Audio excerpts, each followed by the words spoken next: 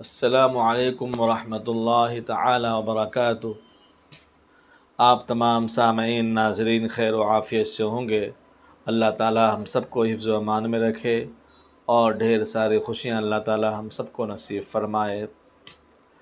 کسی صاحب نے موبائل کے تعلق سے سوال کیا ہے۔ سوال: زید ایک مدرسے میں استاذ ہے، دوران درس اس کا موبائل بج رہا ہے، تو کیا وہ درس روک کر اس کا جواب دے سکتا ہے؟ کیا اس سے مدرسے کے تحفظ میں کوتاہی نہیں ہے؟ جبکہ موبائل کا جواب دیے بغیر یہ تعین مشکل ہو جاتا ہے کہ فون ضروری ہے یا غیر ضروری۔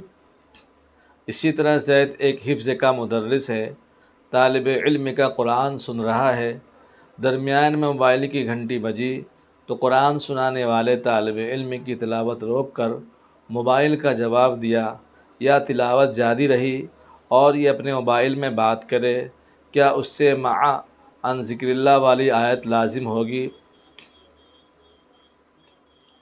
امید ہے کہ سوال سمجھ میں آ گیا ہوگا۔ اس کا جواب سن لیجئے۔ جواب یہ ہے، موبائل پر گفتگو کرنا بھی آمنے سامنے گفتگو کرنے کے مانند ہے۔ بہتر یہ ہے کہ مدرسے کے اوقات میں بالخصوص درس کے درمیان میں موبائل پر گفتگو نہ کی جائے اور موبائل کو بند رکھا جائے۔ البتہ اگر کوئی نہایت ضروری گفتگو کرنی ہو تو اس میں حد درجہ اختصار سے کام لیا جائے، یعنی کم سے کم گفتگو سے کام لیا جائے۔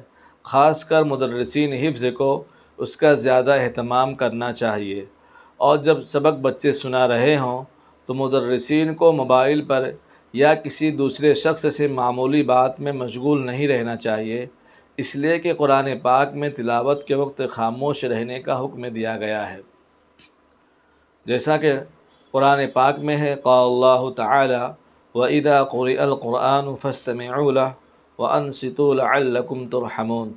سورہ اعراف کی آیت ہے، یعنی جب قرآن پاک کی تلاوت کی جائے تو خاموشی کے ساتھ ان کو سنا جائے تاکہ تم پر رحم کیا جائے۔